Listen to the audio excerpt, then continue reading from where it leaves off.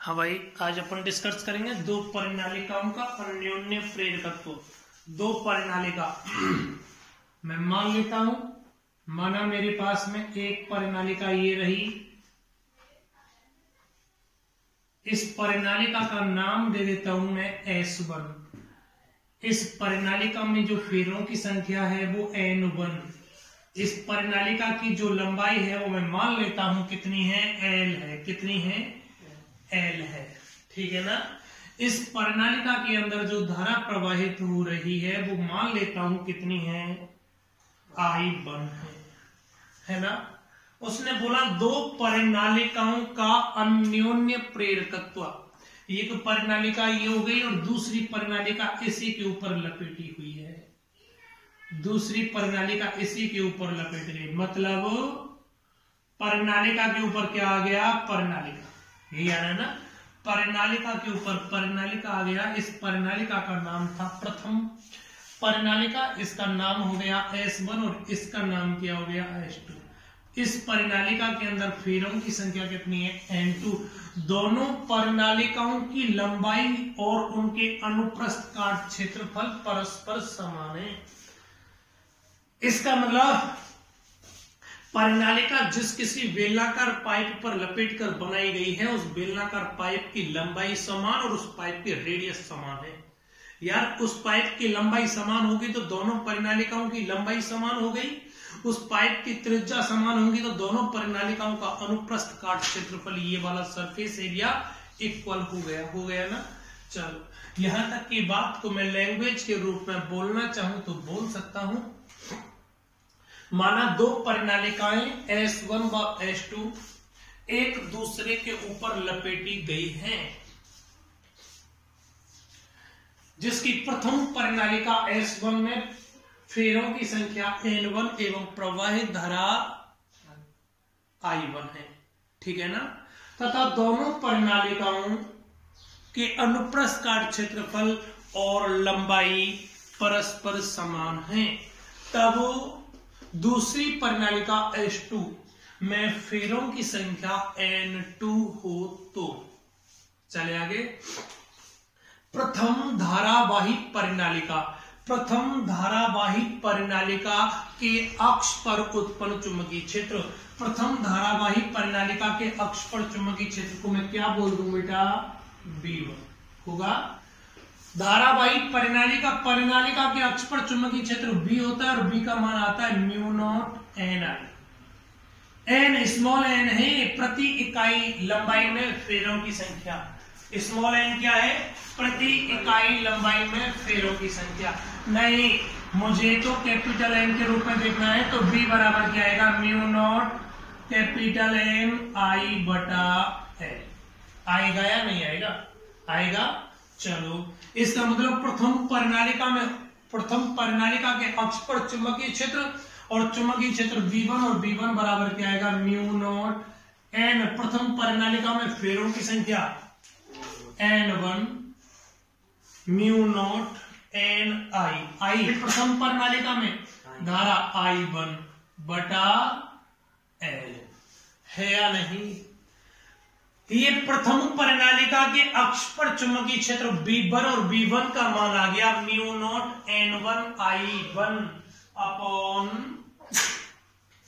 L। ठीक है ना। देखिएगा ये प्रथम परिनालिका के अक्ष पर जो चुंबकीय क्षेत्र है, ये सारा का सारा चुंबकीय क्षेत्र दूसरी परिनालिका के अक्ष पर है या नहीं। ये दोनों परिनालिकाएं एक दूसरे के ऊपर लपेटी गई हैं, इनका बेलनाकार पाइप समान है। तो प्रथम परिनालिका के अक्ष पर जो चुंबकीय क्षेत्र होगा वही चुंबकीय क्षेत्र दूसरी परिनालिका के अक्ष पर भी होगा या नहीं होगा, बोलो कोई समस्या। चले आगे। जब यही चुंबकीय क्षेत्र कौन सा, V1 चुंबकीय क्षेत्र कौन सी परिनालिका से गुजर रहा है बेटा, दूसरी परिनालिका से गुजर रहा है। जब V1 चुंबकीय क्षेत्र दूसरी परिनालिका से गुजर रहा है तो उस वाली कंडीशन में क्या होगा, दूसरी परिनालिका के प्रत्येक फेरे से, दूसरी परिनालिका में बहुत सारे फेरे, कितने फेरे, N2 फेरे, तो ये सारा का सारा चुंबकीय क्षेत्र दूसरी परिनालिका के प्रत्येक फेरे से पास होगा या नहीं होगा। तो मैं यहां इस बात को बोल सकता हूं, तब दूसरी परिनालिका के एक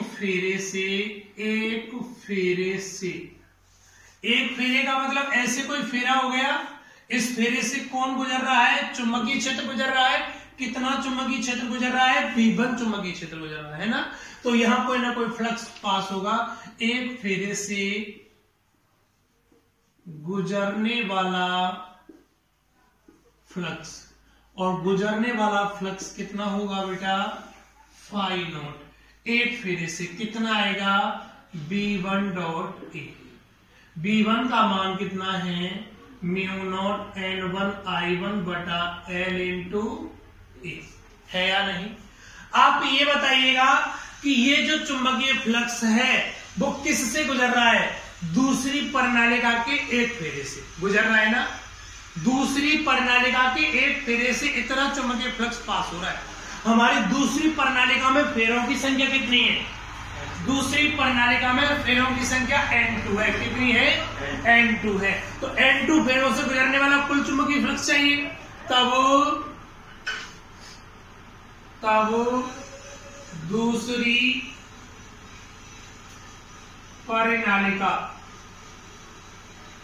तब दूसरी परिनालिका के N2 फेरों से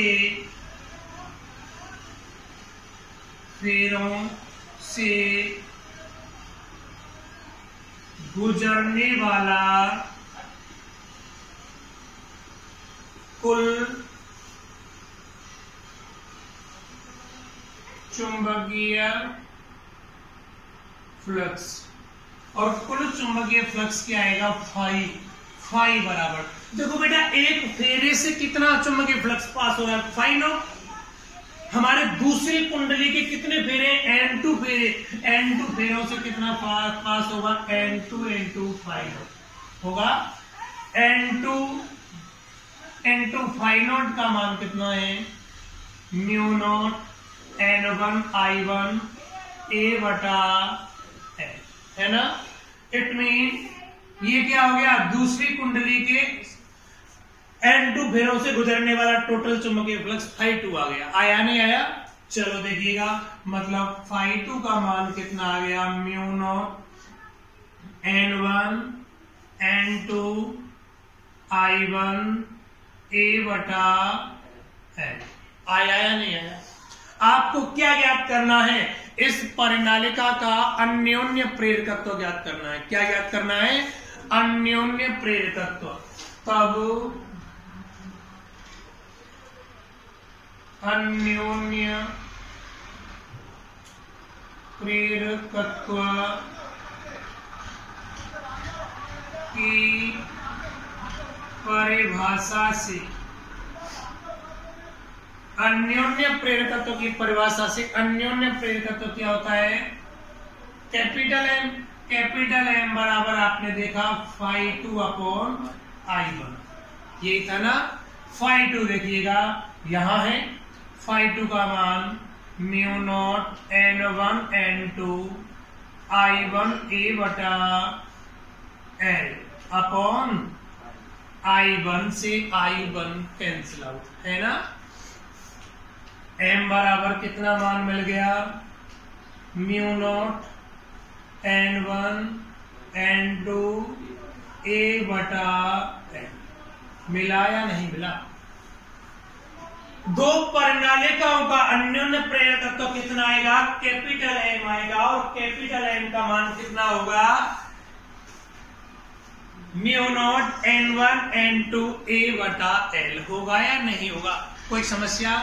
यदि ये दोनों परिनालिकाएं किसी माध्यम में स्थित हों तो माध्यम में अन्योन्य प्रेरकत्व कितना आएगा बेटा? माध्यम में अन्योन्य प्रेरकत्व कैपिटल M बराबर mu naught mu r N1 N2 A बटा L आएगा। बोलो कोई समस्या? यहां म्यू आर क्या है? माध्यम की चुंबकीय पारगम्यता या आपेक्षिक चुंबकशीलता। बोलो कोई समस्या? इसको अपन ऐसे भी बोल सकते हैं, या कैपिटल M बराबर mu M into N1 into N2 into A बटा L होगा या नहीं होगा? ये क्या होगा बेटा? दो परिनालिकाओं का अन्योन्य प्रेरकत्व। क्या होगा? दो परिनालिकाओं का अन्योन्य प्रेरकत्व। बोलो कोई समस्या? ठीक, चलो खत्म बात।